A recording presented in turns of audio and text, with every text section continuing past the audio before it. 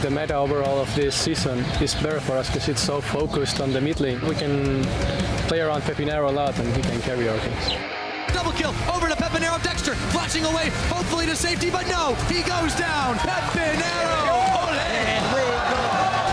Is trying to defend, but I don't think it's enough. Double kill for Peppiinero. He never lets any other mid laner put more pressure in the map than he does. But the true barrage, that's a hate spike. He had sick damage, he was doing sick plays, so I think we're gonna have to watch out for Peppy. His Astral, yeah, he's pretty disgusting. True shot barrage nearly takes down Freddy and Fox. Sí que es verdad que veo otros medios que juegan un poco a conformarse con la línea y no morir, ¿sabes? Pero es que a mí eso un poco me aburre. Nice, very nice, Peppy. Basically, Peppy 1v9 or it's FF.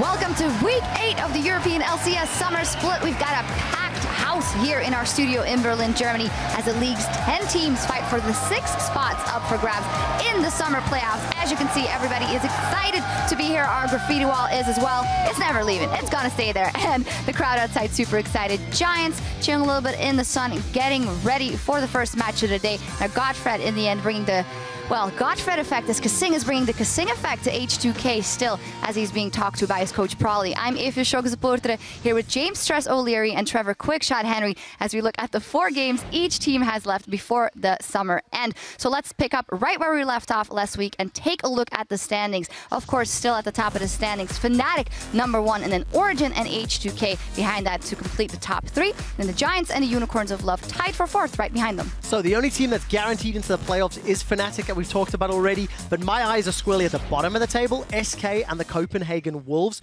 both battling for 9th. It's still not mathematically impossible for the Wolves to make it into playoffs, though it's highly unlikely.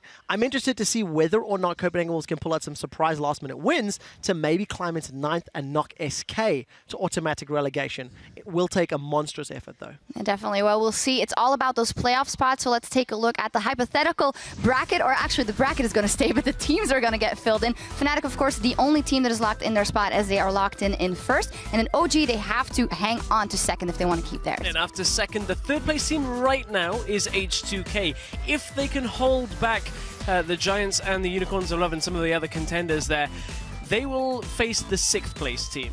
That right now is being contended by the likes of Roccat and Elements, so that's really the key spot to be in, because the name of the game for the playoff race is avoid Fnatic in the bracket. I completely agree. You can see how this breaks down. The teams that are in 4th and 5th are going to have such a difficult time in terms of qualifying for the finals by going through Fnatic, and everybody's fighting for championship points. That's what it boils down to. The further you go in the playoff race, the more championship points you get that at least will earn you a berth into the regional qualifier. Alternatively, if you're the likes of Fnatic, H2K, or UOL, you could get an automatic berth to the World Championships just for having the highest amount of points. Now, the race is on, and on top of that, also the new patch is hitting this week, 5.13. A lot of changes. Let's break down a couple of them, starting with the AP item changes. Well, all around, less raw power. For instance, needlessly large rod, a little bit cheaper, less ability power, builds into a couple more things. One of those, of course, Luden's Echo. The utility is up, but honestly, there are so many changes. 20 items changed in total. I wouldn't dare predicting anything.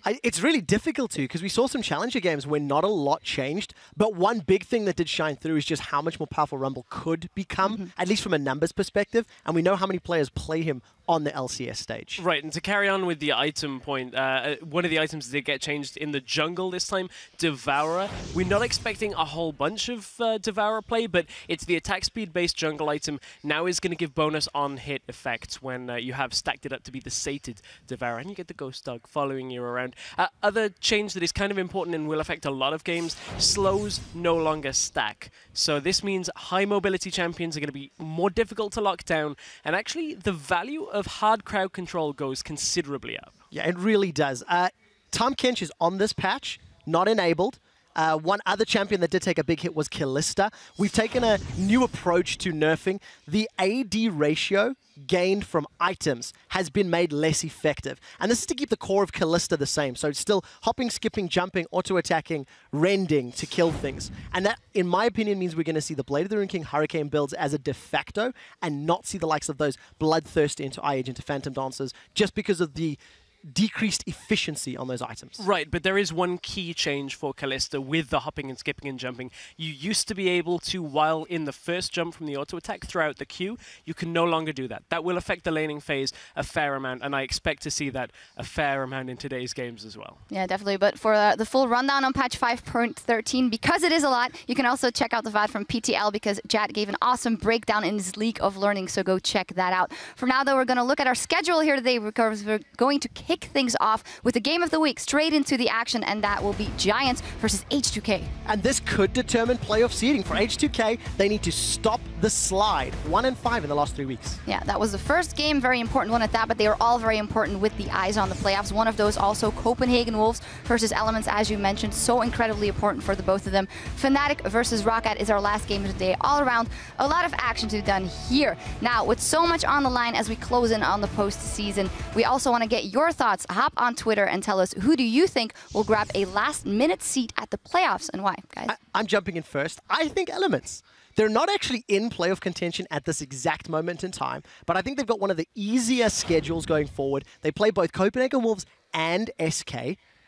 If Roccat and Gambit can drop games, which they could to some of the stronger teams, I think Elements could squeak their way into it at the end. They might, the other team that might, there's a lot still up in the air, is Roccat. I'm keeping my eyes on them. They have the tough schedule still ahead of them. They've still got to face Fnatic. They've still got a couple of tough opponents in front of them. If they make the playoffs, it will have been with a very strong effort from the Roccat squad themselves. Incredible run from Elements and Roccat together, actually. But we want to know what you guys think, who will grab that spot at the playoffs. Tweet at LL Esports and use the hashtag LCS so we can talk over your responses later here on the desk. Now, it's time to hand it over to the caster desk to kick off Week 8 with a look at our Game of the Week.